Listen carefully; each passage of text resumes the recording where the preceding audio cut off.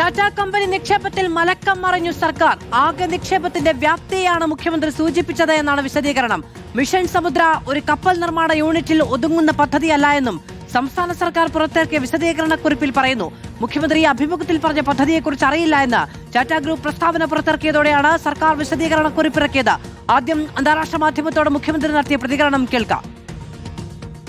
No issue. We are inviting investments.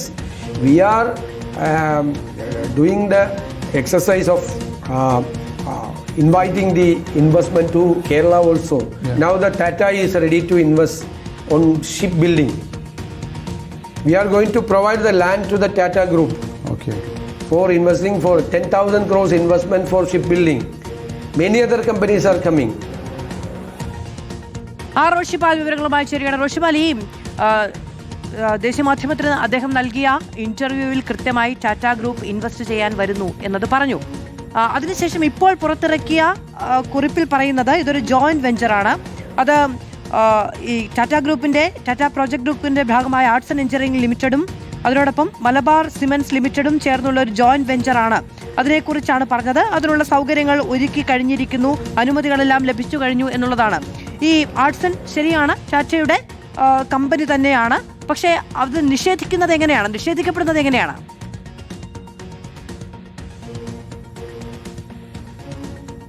Madhu, Tata company ഔദ്യോഗികമായി തന്നെയാണ് നിഷേധിച്ചത്.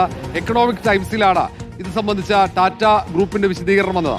അവർ പറയുന്നത്, ഞങ്ങൾക്ക് ഇതിനെക്കുറിച്ച് അറിയില്ല, ഞങ്ങൾ കപ്പൽ നിർമ്മാണശാലയിലേക്ക് നിക്ഷേപത്തിന് തയ്യാറല്ല, അങ്ങനെയുള്ള ഒരു പദ്ധതിയെക്കുറിച്ച് ആലോചിച്ചിട്ടില്ല. ഇത്തരം വാർത്തകൾ ഞെട്ടിക്കുന്നതാണ് എന്നാണ് ടാറ്റയുടെ ഔദ്യോഗിക വിശദീകരണം.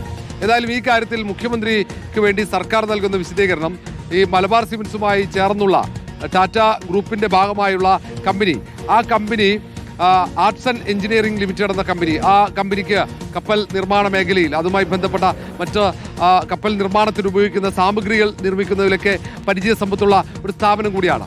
ആ സ്ഥാപനത്തിന് പങ്കാളിത്തത്തോടെ ഒരു കപ്പൽ നിർമ്മാണശാല കൊച്ചിയിൽ ആരംഭിക്കുന്നു. അതിനുവേണ്ടിയുള്ള ഭൂമി കൈമാറ്റം അടക്കമുള്ള കാര്യങ്ങളിലേക്ക് പോയി അതിനാവശ്യമായ സഹായങ്ങൾ സർക്കാർ നൽകിയിട്ടുണ്ട് എന്ന വിശദീകരണമാണ് നൽകുന്നത്.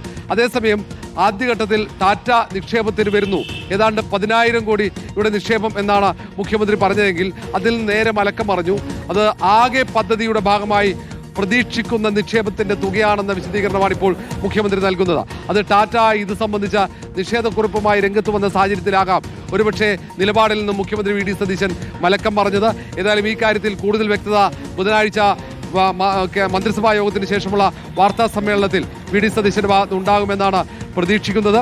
ഏതായാലും പദ്ധതി മിഷൻ സമുദ്രയുടെ ഭാഗമായി തന്നെയാണ്. മിഷൻ സമുദ്രയുടെ ഭാഗമായുള്ള പദ്ധതികൾ ഒന്ന് മാത്രമാണ് കപ്പൽ നിർമ്മാണശാല എന്നാണ് സർക്കാരിൻ്റെ ഈ വാർത്താക്കുറിപ്പിൽ പറയുന്നത്. ഇത് മാത്രമല്ല, മറ്റൊട്ടേറെ പദ്ധതികളുണ്ട്, അതിൽ ഒരു പദ്ധതി മാത്രമാണിത്. അങ്ങനെ പല വഴികളിൽ വരുന്ന നിക്ഷേപത്തിൽ ആകെ പ്രതീക്ഷിക്കുന്ന തുകയാണ് 10,000 കോടി രൂപയെന്ന് വിശദീകരിക്കുന്നു. ഏതായാലും ടാറ്റ ഗ്രൂപ്പ് ഈ കാര്യത്തിൽ ഇനിയും വിശദീകരണമായി രംഗത്ത് വരുമോ എന്നതാണ്. കാരണം ടാറ്റയുടെ ഒരു കമ്പനി, അവരുടെ ഒരു സഹോദര സ്ഥാപനമാണ് ഇതിന്റെ ഭാഗമായി നിക്ഷേപിക്കാൻ വരുന്നത് എന്ന വിശദീകരണം സർക്കാർ നൽകിയ സാഹചര്യത്തിൽ ആർട്സൺ എന്ന ഈ കമ്പനി വിശദീകരിക്കുമോ എന്നാണ് ഏറ്റവും പ്രധാനപ്പെട്ട കാര്യം. ഈ ടാറ്റ ഗ്രൂപ്പിന്റെ സ്പോക്ക് പേഴ്സൺ ഇൻഫ്രയിൽ പറയുന്ന കാര്യം, ഒന്നുകിൽ അദ്ദേഹം ഇൽ ഇൻഫോംഡ് ആണ്, മുഖ്യമന്ത്രി തെറ്റിദ്ധരിപ്പിക്കപ്പെട്ടതാണ്, അല്ലെങ്കിൽ under too much pressure to show result എന്നാണ്. അത് ഒരു പരിഹാസത്തിന്റെ ഭാഷ കൂടിയാണ്. അങ്ങനെ ആർട്സന്റെ ഒരു ജോയിന്റ് വെഞ്ചറിലാണെങ്കിലും, മലബാർ ലിമിറ്റഡുമായി ചേർന്നുകൊണ്ടുള്ള ആർട്സിന്റെ ഒരു ജോയിന്റ് വെഞ്ചർ ആണെങ്കിൽ പോലും ഈ കമ്പനിയുടെ ഒരു ഔദ്യോഗിക വക്താവ് ആ നിലയ്ക്ക് പരിഹാസത്തിന്റെ ഭാഷയിൽ തള്ളി പറയുമോ?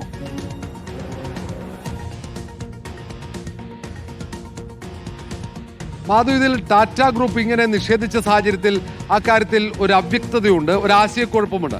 മലബാർ സിമന്റ്സിന്റെ കപ്പൽ നിർമ്മാണശാലയാണെങ്കിൽ അവിടെ ആവശ്യമായ സാമഗ്രികൾ, അതിൻ്റെ വസ്തുക്കളൊക്കെ നൽകുന്നതിന് വേണ്ടിയിട്ടുള്ള കരാറാണോ ഇത് എന്നതിലടക്കം വ്യക്തത വരുത്തേണ്ടതുണ്ട്. ഏതായാലും ടാറ്റ ഗ്രൂപ്പ് അത് പരിശോധിച്ചതിന് ശേഷമായിരിക്കും അതിൻ്റെ വക്താവ് ഇങ്ങനൊരു വിശദീകരണവുമായി എക്കണോമിക്സ് ടൈംസിനെ സമീപിച്ചിട്ടുണ്ടാവുക. കാരണം സ്വാഭാവികമായി രാജ്യത്തെ ഏറ്റവും വിശ്വാസ്യതയുള്ള ഒരു ഗ്രൂപ്പ് കൂടിയാണ് ടാറ്റ കമ്പനി. അങ്ങനെയുള്ളൊരു കമ്പനി അവർ ഒരിക്കലും ഒരു കേരള സംസ്ഥാനത്തിൻ്റെ മുഖ്യമന്ത്രി പറഞ്ഞ കാര്യം തിരുത്തണമെങ്കിൽ അത് സ്വാഭാവികമായും ആ കാര്യം പരിശോധിച്ചിട്ടാകാം. മാത്രവുമല്ല ടാറ്റ ഇതുവരെ കപ്പൽ നിർമ്മാണ മേഖലയിലേക്ക് അവർ ഇറങ്ങിയിട്ടില്ല എന്നാണ് പറയുന്നത്. അങ്ങനെ ഒരു താല്പര്യവും അവർക്കില്ല എന്ന് വിശദീകരിക്കുന്നുണ്ട്. മറ്റ് ഏതൊക്കെ മേഖലയിലാണ് അവർ ഇപ്പോൾ കൂടുതൽ ശ്രദ്ധ ചെലുത്തുന്നത് എന്നുകൂടി ടാറ്റ ഗ്രൂപ്പിന്റെ വക്താവ് പറയുന്നുണ്ട്. അതുകൊണ്ട് ഇനിയും കൂടുതൽ വിശദീകരണം ഈ കാര്യത്തിൽ ആവശ്യമാണ്. മാത്രവുമല്ല അത് ജോയിന്റ് വെഞ്ചറായി ആർട്സൺ ഗ്രൂപ്പ് ഉണ്ടോ എന്നത് പ്രധാനമാണ്. ആ കമ്പനി കൂടി ഇപ്പോൾ സർക്കാർ നൽകുന്ന വിശദീകരണത്തിൽ ഇതൊരു ജോയിന്റ് വെഞ്ചറാണ്, ടാറ്റയുടെ നേരിട്ടുള്ള പ്രോജക്റ്റ് അല്ല തുടങ്ങിയ കാര്യങ്ങൾ പറയുന്നതിനപ്പുറത്ത് എന്തുകൊണ്ടാണ് സർക്കാരിന്റെ അല്ലെങ്കിൽ മുഖ്യമന്ത്രിയുടെ ഇത്തരത്തിലുള്ള ഒരു വെളിപ്പെടുത്തലിനെ ടാറ്റ തള്ളിപ്പറഞ്ഞത് എന്ന് പറയുന്നുണ്ടോ? തള്ളിപ്പറയുന്നതിന്റെ പശ്ചാത്തലത്തിലാണല്ലോ ഈ വിശദീകരണക്കുറിപ്പ് PRD ഇപ്പോൾ പെട്ടെന്ന് പുറത്തിറക്കിയത്.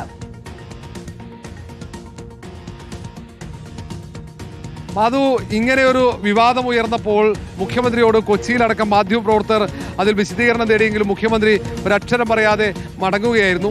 ഇനി നമുക്ക് ബുധനാഴ്ച വാർത്താ സമ്മേളനത്തിൽ മാത്രമാണ് ഈ വിവാദത്തിൽ മുഖ്യമന്ത്രിയുടെ മറുപടി പ്രതീക്ഷിക്കുന്നത്. ഏതായാലും വിവാദം ആളിക്കത്തിയതോടുകൂടിയാണ് ഒരു വിശദീകരണവുമായി സർക്കാർ രംഗത്തെത്തിയത്. ആ വിശദീകരണത്തിൽ 10,000 കോടി അത് ആ നേരത്തെ മുഖ്യമന്ത്രിയുടെ വാക്കുകൾ പിൻവലിച്ചു. അത് ആകെയുള്ള നിക്ഷേപമായി മാറി. നേരത്തെ അത് കൊച്ചിയിൽ കപ്പൽ നിർമ്മാണശാലയ്ക്ക് വേണ്ടി ടാറ്റ ഗ്രൂപ്പ് നടത്തുന്ന നിക്ഷേപം 10,000 കോടി രൂപ എന്നായിരുന്നു മുഖ്യമന്ത്രി പറഞ്ഞതെങ്കിൽ അതിപ്പോൾ ഈ മിഷൻ സമുദ്ര എന്ന പദ്ധതിയുടെ ഭാഗമായി കുറഞ്ഞ സമയത്തിനുള്ളിൽ ഏതാണ്ട് 3 വർഷത്തിനിടയിൽ സംസ്ഥാനത്തേക്ക് എത്തുമെന്ന് പ്രതീക്ഷിക്കുന്ന നിക്ഷേപത്തിന്റെ ആകെ തുകയായിട്ട് അത് സർക്കാർ ചുരുക്കുകയാണ്. അതുകൊണ്ട് ഏതായാലും ഇതിൽ മുഖ്യമന്ത്രിക്ക് തെറ്റ് സംഭവിച്ചു എന്ന് ഉറപ്പാണ്. അത് സർക്കാരിന്റെ വാർത്താക്കുറിപ്പിലൂടെ നമുക്ക് വ്യക്തമാവുകയും ചെയ്യുന്നുണ്ട്. പക്ഷേ ടാറ്റ ഗ്രൂപ്പ് ഇത്രയും കൃത്യമായും ശക്തമായും അത് നിഷേധിച്ച സാഹചര്യത്തിൽ, അവർ പരിഹസിക്കുന്ന സാഹചര്യത്തിൽ അതിൽ ആ കമ്പനി കൂടി ജോയിന്റ് വെഞ്ചറായി വരുന്ന ടാറ്റ എന്റർപ്രൈസസിന്റെ ഭാഗമായുള്ള ആർട്സൺ ലിമിറ്റഡ് എന്ന എഞ്ചിനീയറിംഗ് ലിമിറ്റഡ് എന്ന കമ്പനി കൂടി ആ കാര്യത്തിൽ വിശദീകരണവുമായി രംഗത്ത് വരുമെന്നാണ് പ്രതീക്ഷ. മധു.